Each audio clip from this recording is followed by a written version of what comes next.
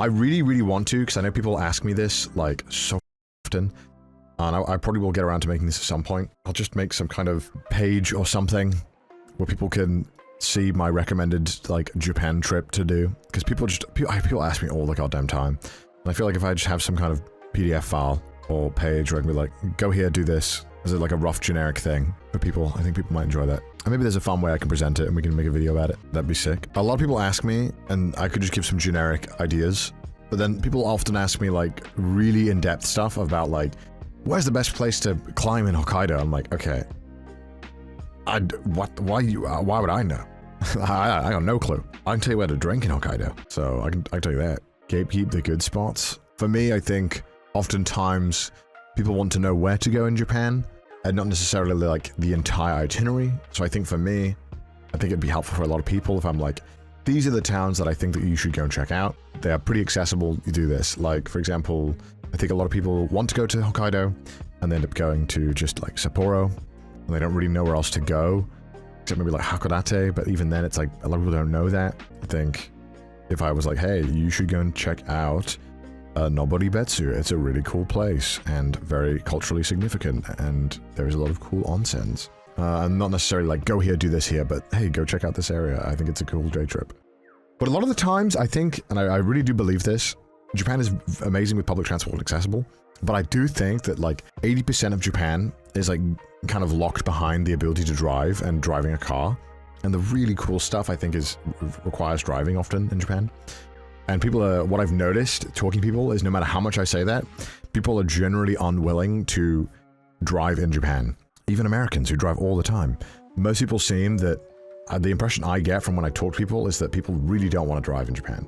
For a number of reasons. You know, they don't want to drive on vacation, they don't want to, they're worried about getting lost, they're worried about the signs, they're worried about the whole process of renting a car, they're worried if something goes wrong. There's like a whole thing. Do international driver's license work in Japan? Yeah, they do. Left side too. As someone who's driven on both sides of the road, I was nervous about swapping to the right side of the road initially, but within about 5 minutes, I got used to it pretty quickly. I just kind of followed traffic until my brain got wired. But it was, yeah, I mean, it was pretty chill. But driving is so easy in Japan. It's literally driving on easy mode. It's really, really easy to drive in Japan. They've figured out how to make it so goddamn easy. And renting cars is so easy. We rented a car for the whole second trip in Kyushu. Kyushu is a great example of a place where I feel like you need a car. You can get around Kyushu via trains, but I think Kyushu is so mountainous and so spread out that driving in Kyushu is almost a necessity to go and do all the cool stuff. Mount Aso sucks to go to without a car, not gonna lie. I feel like you need a car to really like do Aso in a way that is convenient in the day. I just feel that as well, for me personally, I don't know how everyone else feels about this. It's exhausting being on like a tour group or having to get public transport constantly throughout. Like I don't mind it a lot of the time, but like sometimes, you know, you gotta wait an hour to get the bus to go here to do this, and you gotta wait an hour here to go back via the bus, and it's just nice to have the freedom of the car sometimes. I think on vacation I really like it, especially because you can park at every single convenience store outside of Tokyo. Every convenience store has parking. It's very easy to drive, very easy to stop if you need a moment. You are literally allowed to stop anywhere in Japan.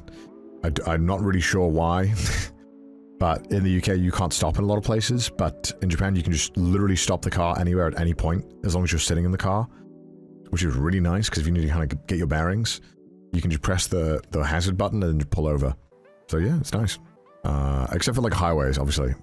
Unless you're, you know, in an emergency. That's awesome. Yeah, it's the, as we jest in Japan, it's the stop anywhere button. Most people don't use it for actually stopping. Sorry, for actual hazards. They just use it for thanking people and stopping. Can you sleep in your car? Yeah, you can sleep in your car. You're not supposed to, but everyone does it. There's a lot of laws like that in Japan where it's like cycling on the pavement, or the sidewalk, sorry, for Americans. You are not allowed to do it, but everyone does it. It's very frustrating, because I do think that cyclists should be on the road. Because it's very annoying when you're trying to walk, and then there's like 4 bikes trying to run you over. You saw so many people sleeping in their cars in Tokyo. Yeah, it's you know, as long as you're not parked in a way where you're blocking traffic, I don't think anyone cares. I think a lot of people sympathize that you're probably going through it and you're tired as fuck. So you can do it. You just need to be careful where you're, you know, make sure you're not parking, sleeping on private property, that kind of stuff.